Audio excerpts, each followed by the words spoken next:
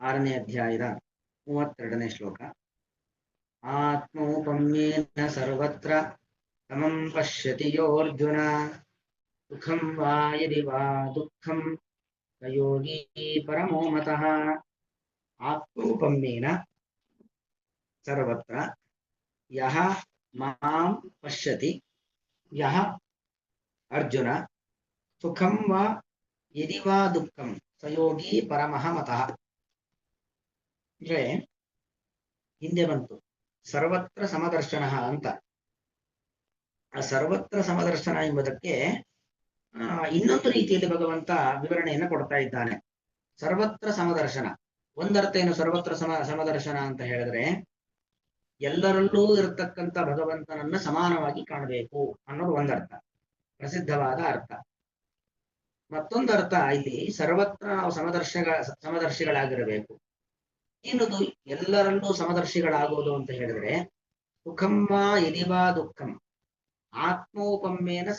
ಆತ್ಮೋಪಮ್ಯೇನ ಸಮಂ ಅಂತ. ನೋಡಿ, ನನಗೆ ಯಾವುದೋ ಒಂದು ಸಿಗೋದ್ರಿಂದ ಸುಖ ಆಗತ್ತೆ, ಅಥವಾ ಇನ್ನೊಂದು ಯಾವುದೋ ನನಗೆ ಸಿಗೋದ್ರಿಂದ ದುಃಖವಾಗತ್ತೆ.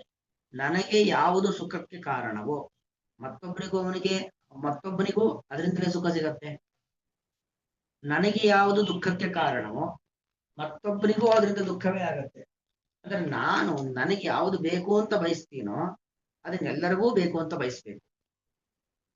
ನನಗೆ ಯಾವುದು ಬೇಡ ಅಂತ ಧಿಕ್ಕರಿಸ್ತಾನೋ ಅದು ಯಾರಿಗೂ ಸಿಗಬಾರದು. ಆ ದುಃಖ. ಈಗ ಕಾಯಿಲೆ, ನಾವು ಯಾವತ್ತು ಕಾಯಿಲೆ ಬರಬೇಕು ಅಂತ ಬಯಸಲ್ಲ. ನನಗೆ ಹೇಗೆ ಕಾಯಿಲೆ ಬರಬಾರದು ಅಂತ ನಾವು ಅನ್ಕೊಂತೀವೋ ಹಾಗೆ ಯಾರಿಗೂ ಕಾಯಿಲೆ ಬರಬಾರದು ಅಂತ ಅನ್ಕೊಳ್ಬೇಕು. ನನಗೆ ಹೇಗೆ ಸುಖ, ಶಾಂತಿ, ನೆಮ್ಮದಿ, ಸಮೃದ್ಧಿ, ಅಭಿವೃದ್ಧಿಗಳು ನಮ್ಮ ಜೀವನದಲ್ಲಿ ಉಂಟಾಗಬೇಕು ಅಂತ ಬಯಸ್ತೀವೋ ಅದೇ ರೀತಿಯಲ್ಲಿ ಎಲ್ಲರ ಜೀವನದಲ್ಲೂ ಇದು ಉಂಟಾಗಬೇಕು ಅಂತ ಬಯಸ್ಬೇಕು. ಇದು ಸಮದರ್ಶನ. ಯಾಕಂದ್ರೆ ನಾನು ಒಂದು ಚೇತನ, ಅವನು ಒಂದು ಚೇತನ.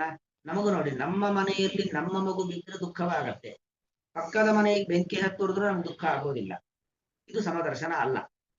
ನಾವು ನನಗೆ ಸಂಬಂಧಪಟ್ಟ ಹಾಗೆ, ನಮ್ಮವರಿಗೆ ಸಂಬಂಧಪಟ್ಟ ಹಾಗೆ ಹೇಗೆ ಸುಖ ದುಃಖಗಳಲ್ಲಿ ಭಾಗಿಯಾಗ್ತೀನೋ ಸರ್ವರ ಸುಖ ದುಃಖಗಳಲ್ಲಿ ನಾವು ಹಾಗೆ ಭಾಗಿಯಾಗಬೇಕು.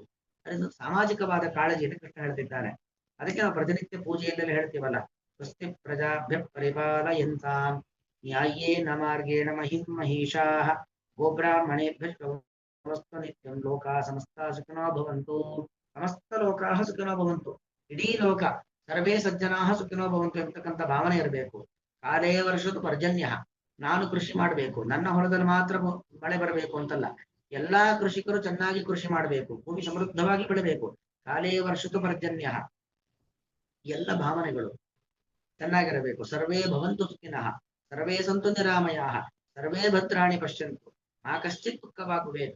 ಸರ್ವೇ ಭವಂತು ಸುಖಿನಃ, ಎಲ್ಲರೂ ಸುಖವಾಗಿರಲಿ. ಸರ್ವೇ ಸಂತು ನಿರಾಮಯಾಃ, ಯಾರಿಗೂ ಅನಾರೋಗ್ಯಗಳು ಬರೋದು ಬೇಡ. ಸರ್ವೇ ಭದ್ರಾಣಿ ಪಶ್ಯಂತು, ಎಲ್ಲರೂ ಮಂಗಳವನ್ನೇ ಕಾಣಲಿ. ಮಾ ಕಶ್ಚಿತ್ ದುಃಖವಾಗಬೇಕು, ಯಾರಿಗೂ ದುಃಖ ಬರೋದು ಬೇಡ. ಅಂದ್ರೆ ನಾವು ನಮ್ಗೆ ಹೇಗೆ ಶ್ರೇಯಸ್ಸನ್ನ ಪ್ರಾರ್ಥನೆ ಮಾಡ್ತೀವೋ ಹಾಗೆ ಮತ್ತೊಬ್ಬರಿಗೂ ಶ್ರೇಯಸ್ಸನ್ನ ಪ್ರಾರ್ಥನೆ ಮಾಡಬೇಕು. ನಮಗೆ ಯಾವ ತರ ಅನಿಷ್ಟಗಳು ಬರಬಾರದು ಅಂತ ಪ್ರಾರ್ಥನೆ ಮಾಡ್ತೀವೋ ಬೇರೆಯವರಿಗೂ ಅನಿಷ್ಟಗಳು ಬರಬಾರದು ಅಂತ ಪ್ರಾರ್ಥನೆ ಮಾಡಬೇಕು. ನಮಗೆ ನಮ್ಮ ದೇಶದಲ್ಲಿ ಯಾವ ತರ ಅತಿವೃಷ್ಟಿ ಅನಾವೃಷ್ಟಿಗಳು ಆಗಬಾರದು ಅಂತ ಅನ್ಕೊಂತೀವೋ ಬೇರೆ ದೇಶದಲ್ಲೂ ಅತಿವೃಷ್ಟಿ ಅನಾವೃಷ್ಟಿಗಳು ಆಗಬಾರದು ಅಂತ ನಾವು ಆಲೋಚನೆ ಮಾಡಬೇಕು. ನಾವು ನಮಗೆ ಯಾವ ತರ ಭಯೋತ್ಪಾದಕರ ಒಂದು ಭೀತಿ ಎದುರಾಗಬಾರದು ಅಂತ ಅನ್ಕೊಂತೀವೋ ಮತ್ತೊಬ್ಬರಿಗೂ ಆ ಭಯೋತ್ಪಾದಕರ ಭೀತಿ ಎದುರಾಗಬಾರದು ಅಂತ ನಮ್ಮ ಒಂದು ಉದಾತ್ತವಾದ ಚಿಂತನೆ, ವಿಶಾಲವಾದ ಒಂದು ದೃಷ್ಟಿಕೋನ ಬೇಕು. ಸ್ವಾರ್ಥಿಗಳಾಗಿ ಬದುಕಬಾರದು ಎಂಬತಕ್ಕಂಥ ಒಂದು ದಿವ್ಯವಾದ ಸಂದೇಶವನ್ನು ಈ ಶ್ಲೋಕದಲ್ಲಿ ಭಗವಂತ ಕೊಡ್ತಿದ್ದಾನೆ. ಆತ್ಮೋಪಮ್ಯೇನ ಸರ್ವತ್ರ. ನನಗೆ ಯಾವುದು ಹಿತವೋ ಎಲ್ಲರಿಗೂ ಅದು ಹಿತ, ನನಗೆ ಯಾವುದು ಅಹಿತವೋ ಎಲ್ಲರಿಗೂ ಅದು ಅಹಿತ. ಈ ಭಾವನೆ ಇಟ್ಕೊಳ್ಬೇಕು. ನಂದಾದ್ರೆ ಆಯ್ತಪ್ಪ, ಆ ತರ ಸ್ವಾರ್ಥ ಭಾವನೆ ಇರಬಾರ್ದು. ಸ್ವಾರ್ಥ ಭಾವನೆ ಎಂಬುದು ಅತ್ಯಂತ ಕೆಟ್ಟತನ, ಅದು ಅತ್ಯಂತ ದುಷ್ಟತನವಾಗಿರತಕ್ಕಂಥದ್ದು. ಅದರಿಂದ ತುಂಬಾ ತೊಂದರೆ, ತನಗೂ ತೊಂದರೆ ಮತ್ತೊಬ್ಬರಿಗೂ ತೊಂದರೆ.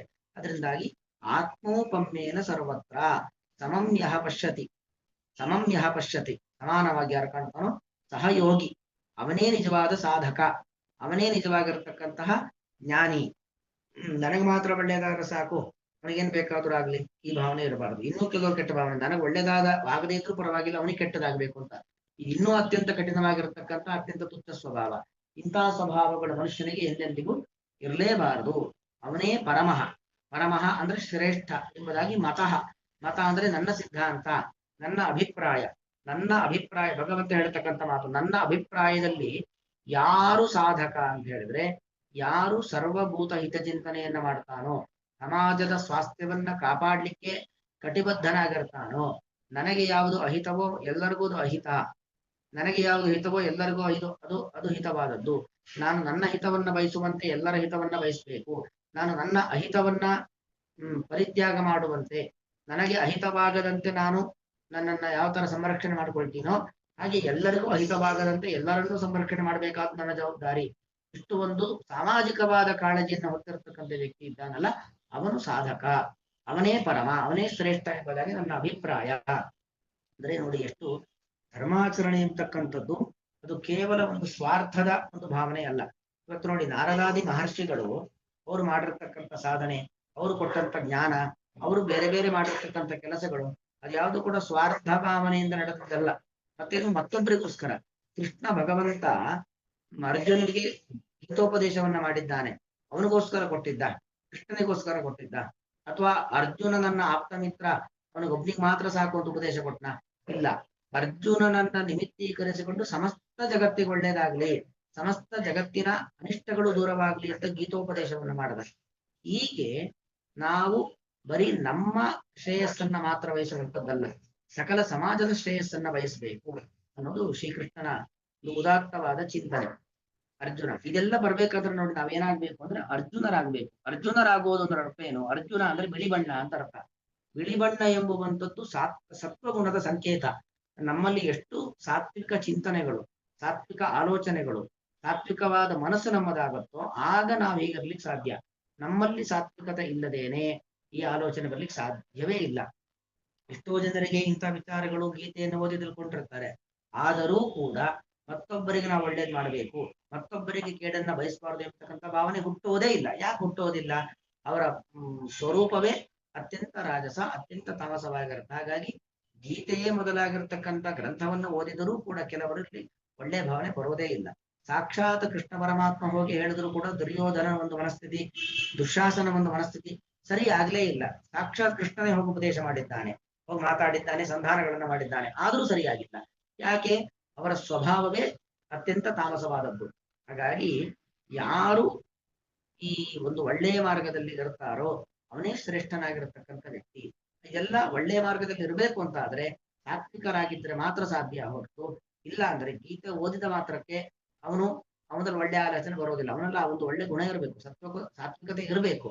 ಆಗ ಗೀತೆಯ ಇಂಥ ಉತ್ತಮವಾದ ಮಾತುಗಳನ್ನ ಕೇಳಿ ಅದು ಪ್ರಕಟವಾಗ್ಲಿಕ್ಕೆ, ಆ ಒಳಗಿದ್ದಂತ ಸತ್ವಗುಣ ಜಾಗೃತವಾಗ್ಲಿಕ್ಕೆ, ಅದು ಕೆಲಸ ಮಾಡ್ಲಿಕ್ಕೆ ಶುರು ಮಾಡುತ್ತೆ ಅನ್ನೋದು ಆ ಅರ್ಜುನ ಎಂತಕ್ಕಂಥ ಶಬ್ದ ಪ್ರಯೋಗದ ಅಭಿಪ್ರಾಯ.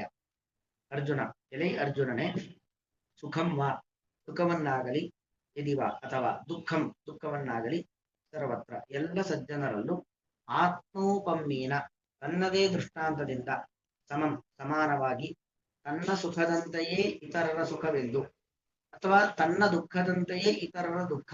ನನಗೆ ಯಾವುದು ಸುಖವೋ ಎಲ್ಲರಿಗೂ ಅದು ಸುಖ, ನನಗೆ ಯಾವುದು ದುಃಖವೋ ಇತರರಿಗೂ ಅದು ದುಃಖ ಎಂಬ ಭಾವನೆ ಎಂದು ಯಾವ ಸಾಧಕನು ಪಶ್ಯತಿ ತಿಳಿಯುತ್ತಾನೋ, ಆಲೋಚಿಸುತ್ತಾನೋ ಸಹ ಅಂತಹ ಯೋಗಿ ಸಾಧಕನು ಪರಮಃ.